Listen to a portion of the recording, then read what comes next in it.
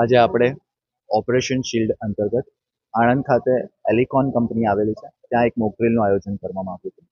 અહીંયા એલિકોન કંપનીની જે કેન્ટીન છે તેમાં એક પ્રકારની મિસાઇલનો હુમલો થયો હોય અને ત્યાં અંદર 26 જેટલા લોકો ફસાઈ ગયા હોય તે પ્રકારની પરિસ્થિતિનું નિર્માણ કરી અને આપણે આ મોક ડ્રીલનું આયોજન કરવામાં આવેલું હતું.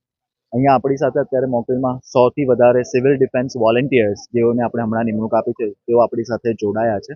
તેઓને પણ અલગ અલગ ગ્રુપ બનાવી અને કેટલાક લોકોને ઇવેક્યુએશન ટીમમાં, કેટલાક લોકોને ફર્સ્ટ એડ ટીમમાં તથા કેટલાક લોકોને હ્યુમન ચેઇન ટીમમાં બનાવી અને તેઓની પણ મદદ લેવામાં આવી હતી. જિલ્લાના સમગ્ર તમામ વહીવટી તંત્રો, જિલ્લાના પોલીસ તંત્ર, જિલ્લાના સ્ટેટ આરએનબી તંત્ર, જિલ્લાના આરટીઓ તંત્ર, હેલ્થ વિભાગ તમામ સાથે સંકલન કરી રિયલ ટાઈમ રિસ્પોન્સ ટાઈમનું મેઝરમેન્ટ કરી અને આ એક પ્રકારની મોક ડ્રીલનું આયોજન કરવામાં આવ્યું. ફાયરની ટીમ દ્વારા તાત્કાલિક ધોરણે તેઓનું ઇવેક્યુએશન કરવામાં આવ્યું. બીડીએસએસની ટીમ દ્વારા વધુ કોઈ નુકસાન નથી તે બાબતની પૂર્તતા કરવામાં આવી. સિવિલ વોલેન્ટિયર્સનો સહકાર ખૂબ જ ઉમળકાભેર તેઓએ સાથ આપ્યો.